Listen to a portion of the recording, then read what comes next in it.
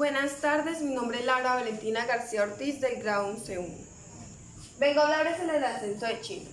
Fue una política oficial del gobierno de China durante el liderazgo de Hu Jintao que buscaba convencer a la comunidad internacional sobre el crecimiento, poder económico y militar de la República Popular que nos representaba una amenaza a la paz y la seguridad internacional.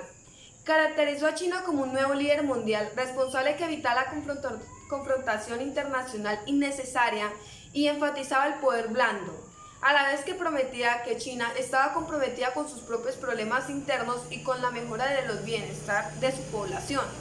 Antes de interferir a los asuntos mundiales, además de estas políticas, el país buscó refutar la teoría de la amenaza de China y restablecer la visión como una potencia mundial no peligrosa, haciéndole referencia a que históricamente los imperios chinos estaban considerados poco agresivos.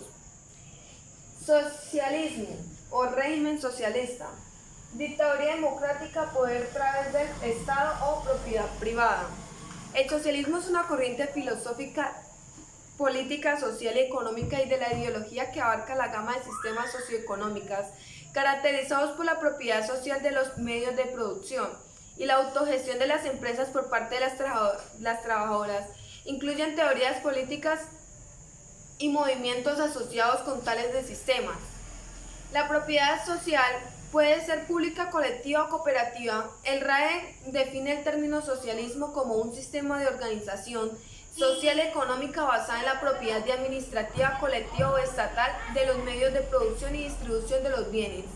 El socialismo implica, por lo tanto, una planteación y organización colectiva consciente de la vida social y económica orientada a la satisfacción de necesidades.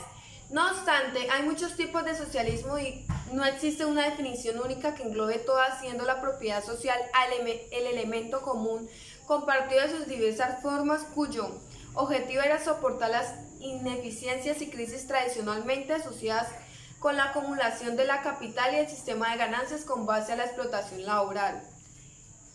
El régimen social se caracterizaba con una bandera roja, ese era su símbolo. Evolución política. A fin de contextualizar nuestro tema, es fundamental comprender el momento que vive China actualmente. En tal sentido, me gustaría formular dos breves apuntes previos. En el primer lugar, China vive en la última fase del proceso de reformar inició en 1978, conocida como Gaijin